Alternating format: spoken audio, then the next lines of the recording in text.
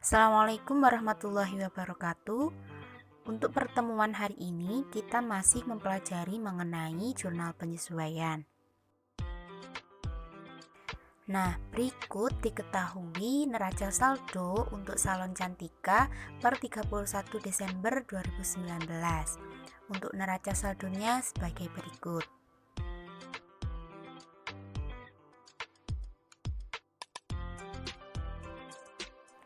Dan ternyata data dalam neraca saldo tersebut belum seluruhnya siap untuk secara langsung dicantumkan pada laporan keuangan karena masih adanya informasi-informasi. Adapun informasinya sebagai berikut. Ada gaji karyawan bulan Desember yang belum dibayar sebesar Rp450.000.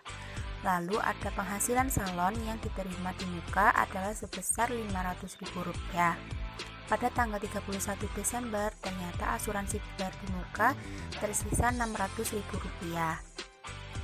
Kerugian piutang ditaksir sebesar 2% dari saldo piutang dagang.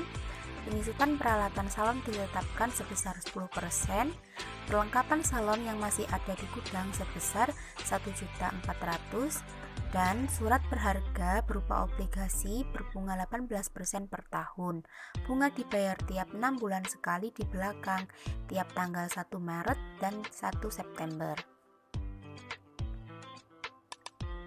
Mari kita analisis satu persatu informasi tersebut. Yang pertama ada gaji karyawan yang belum dibayar sebesar 450.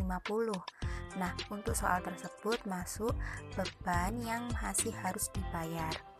Untuk jurnal penyesuaiannya pada 31 Desember 2019 akan mencatat beban gaji di sebelah debit sebesar 450 dan utang gaji di sebelah kredit sebesar 450 untuk mengakui adanya utang gaji yang belum dibayar.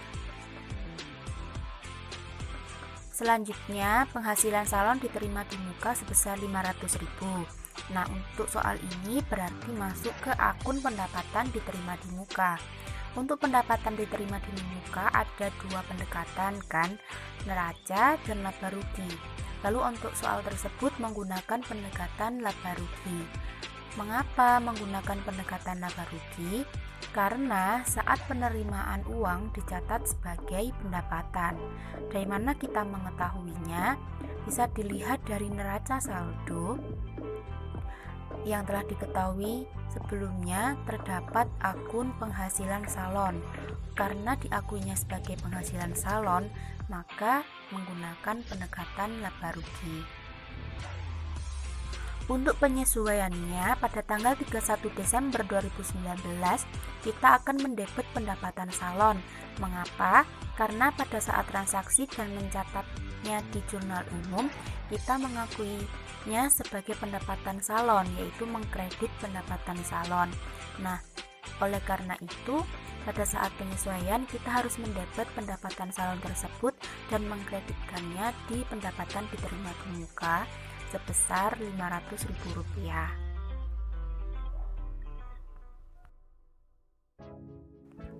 Untuk yang ketiga, asuransi dibayar di muka tersisa Rp600.000 pada akhir 31 Desember 2019. Nah, soal tersebut menggunakan pendekatan neraca. Mengapa bisa menggunakan pendekatan neraca? Karena saat terjadi pembayaran diakui sebagai aset atau asuransi dibayar di muka.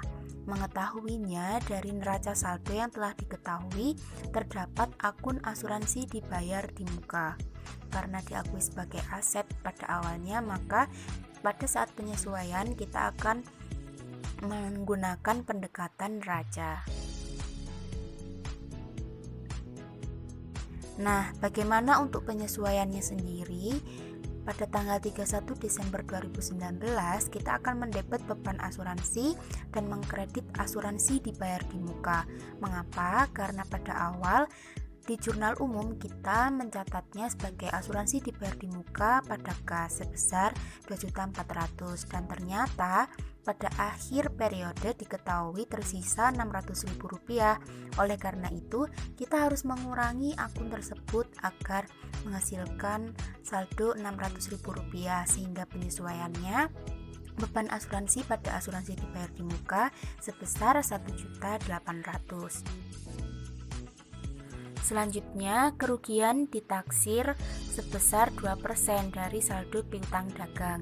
Karena ini menggunakan metode taksiran persentase, maka pendekatan yang digunakan adalah metode tidak langsung.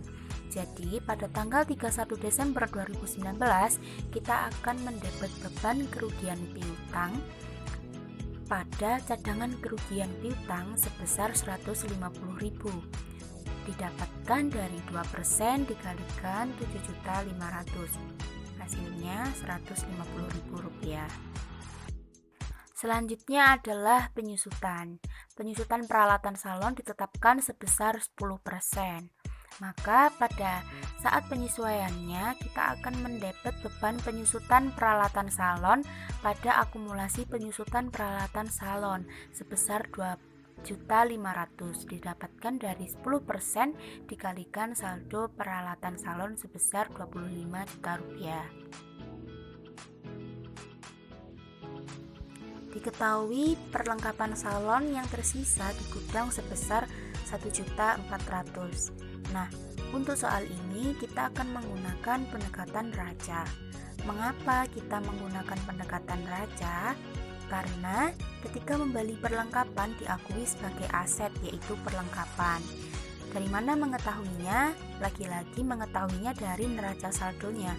Di neraca saldo tersebut tercantum perlengkapan salon, yaitu sebesar 3.250.000, sehingga untuk soal tersebut kita menggunakan pendekatan raja.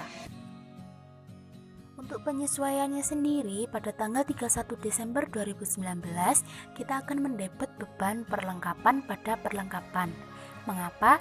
Karena pada saat transaksi pembelian perlengkapan, kita mendebet perlengkapan dan mengkredit kas.